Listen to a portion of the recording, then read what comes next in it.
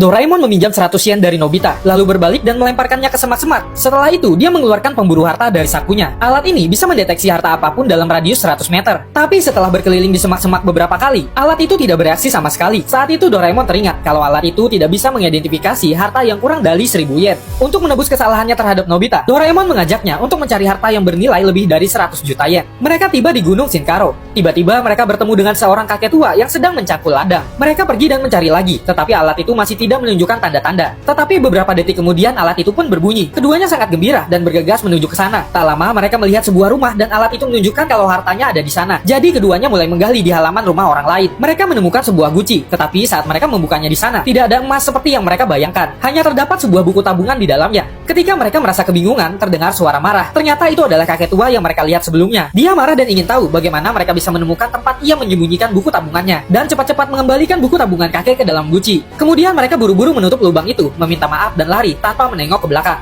Nobita menggerutu bahwa alat itu sama sekali tidak berguna. Belum selesai berbicara, tiba-tiba alat itu berbunyi lagi. Dan kali ini sinyalnya bahkan lebih kuat dari sebelumnya. Keduanya mengikuti petunjuk dan mengejarnya hanya untuk bertemu dengan seorang pria. Pemburu harta itu menunjuk langsung ke tas punggungnya. Doraemon langsung bertanya tanpa berpikir apakah ada 100 juta yen di dalam tas itu. Sepertinya Doraemon dengan tepat menebak. Pria itu menyuruh mereka untuk mengurusi urusannya sendiri, lalu mempercepat langkah dan lari. Tiba-tiba hujan deras mulai turun. Nobita dan Doraemon mencoba untuk mencari tempat berteduh. Nobita terus mengeluh sambil berlari. Aku seharusnya tidak mempercayai omong kosongmu itu. Setelah mengeluh, dia menyuruh Doraemon untuk mengembalikan 100 yen itu. Di tengah perdebatan mereka, alat itu berbunyi sekali lagi. Nobita tidak ingin mempercayainya lagi, tetapi Doraemon terlihat percaya diri dan berangkat. Nobita tidak punya pilihan lain selain mengikutinya lagi. Tetapi mereka dihentikan oleh tanah longsor yang menghalangi jalan mereka. Keduanya memanjat tanah longsor itu, dan alat itu menunjukkan kalau hartanya ada di bawah sana. Keduanya sangat senang dan segera mulai menggali. Seiring waktu, hujan deras mulai berhenti, dan mereka terus menggali tanpa henti. Tiba-tiba, Nobita merasa seperti memukul sesuatu. Dia pun cepat-cepat menggali tanah itu, dan seikat uang 100 juta yen terlihat. Keduanya merasa gembira, tetapi juga merasa bingung di saat yang sama. Tiba-tiba, Doraemon melihat sebuah tali. Dia menariknya dan sebuah tas punggung keluar. Tepat saat itu, suara terdengar dari bawah lereng. Mereka cepat-cepat menggali ke arah suara itu dan mengeluarkan seorang pria. Ternyata itu adalah pria yang sama yang sebelumnya ingin membeli gunung itu. Setelah mengatakan itu, pria itu mengeluarkan 2 tumpukan uang, ingin memberikan hadiah karena telah menyelamatkan nyawanya. Wajah Nobita langsung berseri, tetapi Doraemon merasa tidak tepat menerima uang itu secara langsung. Jadi dia berpura-pura untuk sopan dan mengatakan mereka tidak menyelamatkannya untuk hadiah. Dia berharap pria itu tersentuh dan kemudian bersikeras agar mereka tetap mengambil uang itu. Dan ternyata kemudian pria itu benar-benar merasa tersentuh. Tetapi alih-alih menyodorkan dengan paksa uang itu, dia malah memasukkannya ke dalam tasnya.